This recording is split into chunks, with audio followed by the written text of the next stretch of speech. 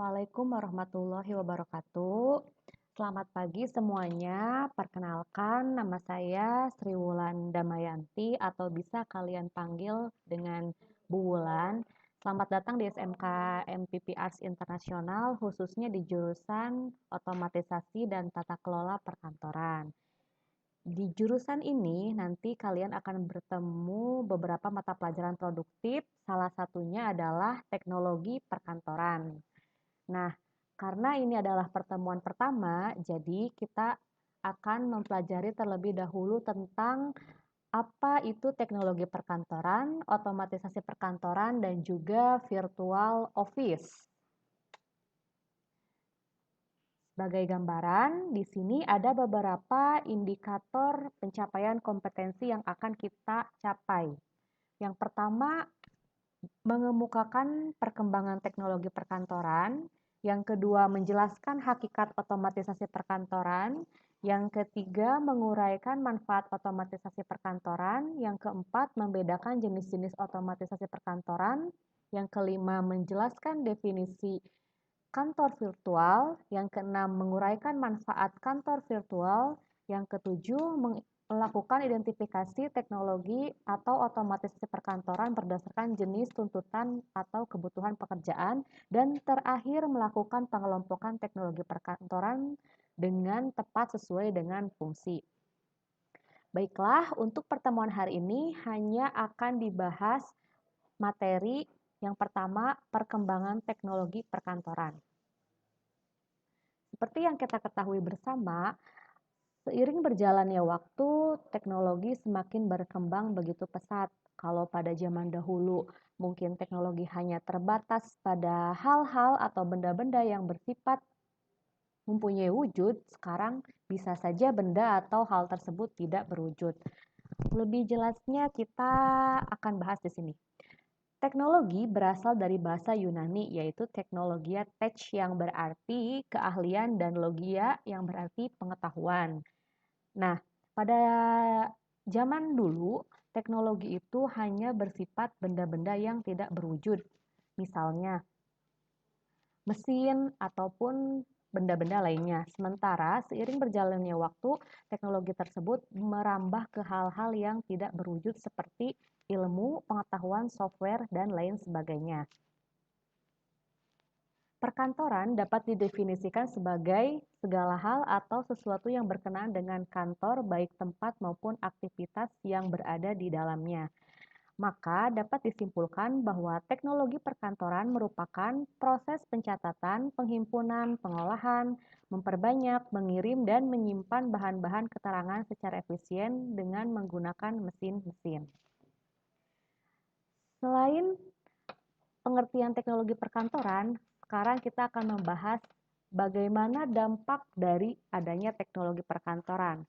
Berbicara mengenai dampak, tentu kita akan melihat dari sisi positif dan juga sisi negatif. Seperti yang kita ketahui, untuk sisi positif dari tenaga penggeraknya, bisa kita lihat yang pertama, kualitas kerja meningkat, disiplin dan semangat kerja meningkat, beban tenaga dan pikiran menjadi lebih ringan, dan lain sebagainya.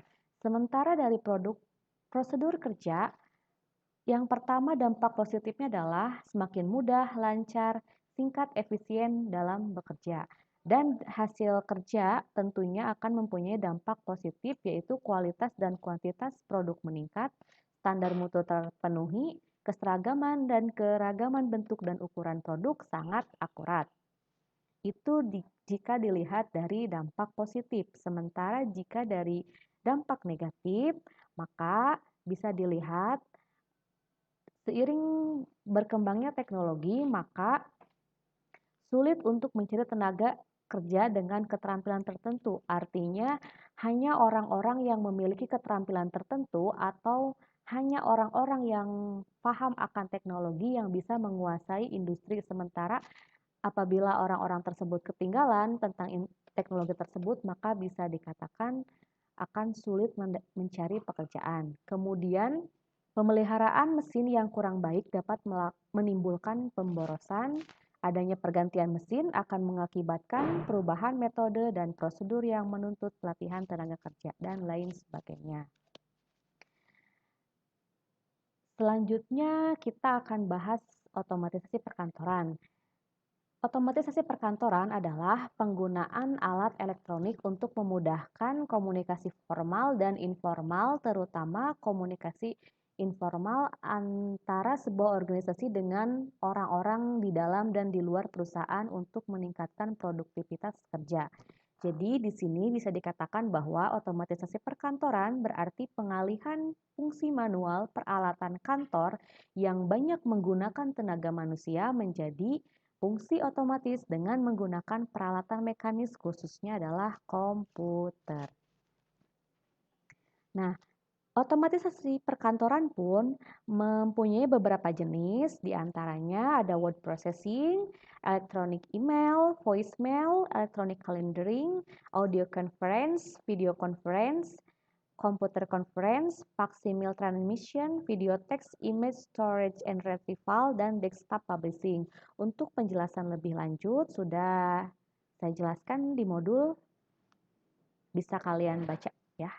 Nah, adanya otomatisasi perkantoran pun ternyata mempunyai kelebihan dan kekurangan. Di antaranya untuk kelebihan adalah meningkatkan produktivitas kerja, efisiensi waktu dan tenaga, serta mempercepat alur informasi dalam suatu kantor. Kemudian untuk kekurangannya meningkatnya ketergantungan akan teknologi, tenaga kerja manusia digantikan dengan sistem office automation, banyaknya ahli komputer yang tidak bertanggung jawab yang bisa merugikan perusahaan seperti pencurian data rahasia. Kemudian, orang yang berada dalam sebuah kantor dapat menggunakan otomatisasi perkantoran untuk berkomunikasi dengan orang yang berada di perusahaan lain. Konsep otomatisasi perkantoran adalah sebagai berikut. Proses yang terjadi di perkantoran seperti halnya proses manufaktur selalu mengarah ke hal-hal yang bersifat otomatisasi. Kemudian, otomatisasi perkantoran berevolusi dari aplikasi yang terpisah tanpa terencana menjadi aplikasi yang terencana dan terpadu. Kemudian otomatisasi perkantoran memudahkan penerimaan dan pengiriman informasi, memberikan keuntungan lebih besar melalui pengambilan keputusan yang lebih baik, serta berperan sebagai pelengkap bagi metode komunikasi tradisional bukan sebagai pengganti. Baik, untuk pertemuan hari ini cukup sekian materi yang disampaikan.